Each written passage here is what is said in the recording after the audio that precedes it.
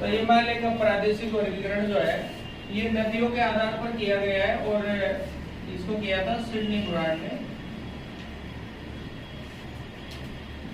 इसमें कौन कौन सी नदियां आती है, तो ये नदियां हैं जैसे सिंधु, सिंधु के बाद में सतलज, सतलज के बाद काली, काली के बाद तीस्ता, तीस्ता के बाद ब्रह्मपुत्र। अब ये जो वर्गीकरण है इसमें सारी चीजें हमने एक साथ ले ली। इनके नाम यहाँ से सिंधु से सतलज तक कश्मीरी हिमालय है, और यहाँ पर सतलज से काली तक कुमायूं है, काली से तीस्ता तक जो है नेपाल है, और तीस्ता से ब्रह्मपुत्र तक असम है।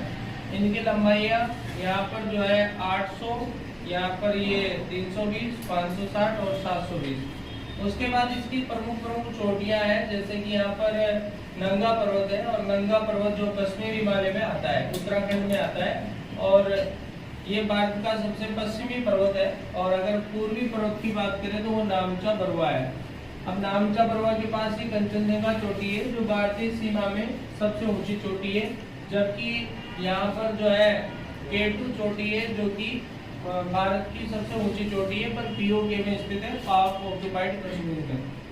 एवरेस्ट जो है विश्व की सबसे ऊंची चोटी है, 8,850 इसकी ऊंचाई है, और एवरेस्ट को चौमोलुंगमा और सागर माता के नाम से भी जाना जाता है।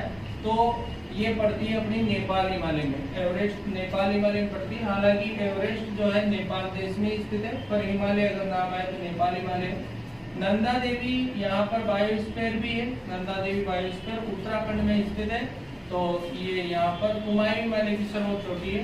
तो कश्मीर हिमालय की सर्वोच्च चोटी नंगा पर्वत होगी, कुमायूं की नंदा देवी होगी, नेपाल की यहाँ पर एवरेस्ट होगी, और असम की जो है नामचा बरुआ होगी। यानी सर्वोच्च चोटियों भी अपन कर सकते हैं।